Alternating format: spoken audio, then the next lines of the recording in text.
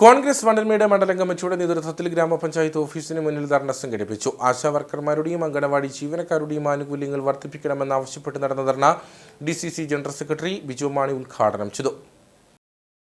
ആശാവർക്കർമാരെ സ്ഥിരപ്പെടുത്തുക, സർവീസിൽ നിന്ന് വിരമിക്കുന്നവർക്ക് 5 ലക്ഷം രൂപ നൽകുക, ജോലിഭാരം ക്രമീകരിക്കുക, പെൻഷൻ ലഭ്യമാക്കുക, അംഗനവാടി വർക്കർ, ഹെൽപ്പർ എന്നിവർക്ക് പ്രതിമാസം 21,000 രൂപ അടിസ്ഥാന ശമ്പളം ഉറപ്പുവരുത്തുക, തൊഴിൽ സംരക്ഷിക്കുക തുടങ്ങിയ ആവശ്യങ്ങൾ ഉന്നയിച്ചാണ് ധർണ നടത്തിയത്.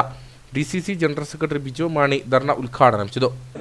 ഈ ആശാവർക്കർമാരുടെ സമരം തന്നെ നിയമസഭാ സമ്മേളനത്തിൽ 4 ദിവസം അടിയന്തര പ്രമേയമായി ഈ സമ്മേളന കാലങ്ങളിൽ ഒന്നാണ്. ഈ വിഷയത്തോട് സംസ്ഥാന ഗവൺമെൻറ്റും ആരോഗ്യമന്ത്രിയും മുഖ്യമന്ത്രിയും തികച്ചും നിഷേധാത്മകമായ സമീപനമാണ് സ്വീകരിക്കുന്നത് എന്നുള്ളത് നമുക്കെല്ലാവർക്കും അറിയാം. സമരം ചെയ്യുന്ന ആശാവർക്കർമാരെ പരിഹസിക്കുക, അവരെ കളിയാക്കുക എന്നുള്ളതല്ലാതെ അവരുന്നയിക്കുന്ന വിഷയത്തെ സംബന്ധിച്ച് കൃത്യമായി ചർച്ച നടത്താനോ ആ വിഷയം പരിഹരിക്കാനുള്ള ഒരു നടപടിയും സർക്കാരിൻ്റെ ഭാഗത്ത് ഉണ്ടാകുന്നില്ല എന്നുള്ളത് പ്രതിഷേധാർഹമായ കാര്യമാണ്. നമുക്കെല്ലാവർക്കും അറിയാം, ആശാവർക്കർ നമ്മുടെ പഞ്ചായത്തിലും ആശാവർക്കർമാർ ഈ പഞ്ചായത്തിൻ്റെ കീഴിലും ജോലി ചെയ്യുന്നുണ്ട്.